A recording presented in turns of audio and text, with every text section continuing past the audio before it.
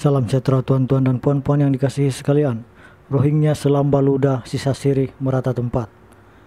Kebanjiran pelarian Rohingya di kawasan Bangan dalam di sini ternyata mengundang rasa tidak senang dalam kalangan penduduk tempatan. Jumlah mereka yang dilaporkan semakin hari semakin bertambah. Malah dianggarkan lebih kurang 5.000 etnik Rohingya telah bertapak dan menjadi kejiranan di rumah pangsa Sri Bangan dan kampung Bangan dalam di sini sejak lebih 13 tahun lalu.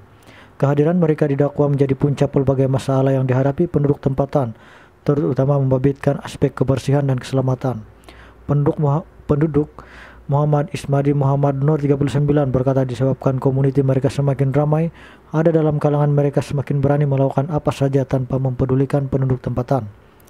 Menurutnya, ada yang hidup mewah dan memiliki kereta serta motosikal, sedangkan mereka berstatus pelarian di negara ini.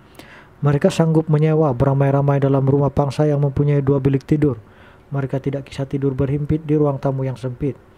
Bila sudah ramai komuniti mereka di sini, mulalah ada yang banyak tunjuk lagak dan tidak mempedulikan kebersihan dengan meludah sisa sirih merata-rata, katanya ketika ditemui Sinar Harian pada Kamis.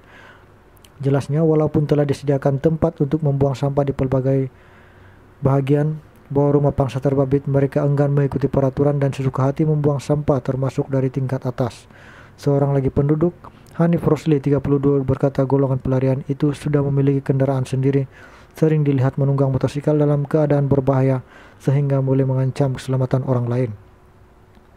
Beliau berkata mereka dipercayai tidak mempunyai lesen memandu, langsung tidak peduli undang-undang negara ini. Katanya apa yang lebih membimbangkan, sekiranya berlaku kemalangan jalan raya, sudah pasti tuntutan insurans tidak dapat dibuat atau boleh dikatakan sebagai mati kata. Pihak berkuasa, tolong lakukan sesuatu termasuk halang kemasukan mereka ke kawasan kami. Cukuplah dengan jumlah yang sudah ada di sini, katanya. Sementara itu, timbalan pengurusi karya Mas Jemek Bagian Dalam, Wan Muhammad Wan Abdullah berkata walaupun keadaan masih lagi terkawal, namun sekiranya tiada tindakan diambil mungkin satu hari nanti kawasan ini akan ditakluki mereka.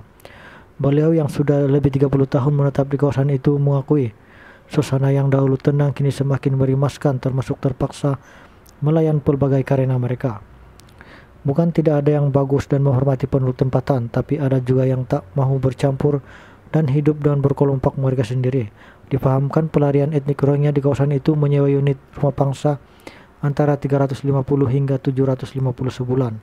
Melalui bancian dibuat penduduk seramai 34 unit flat, 13 tingkat itu dihuni oleh komuniti pelarian Rohingya. Selain itu, bancian turut mendapati lebih 30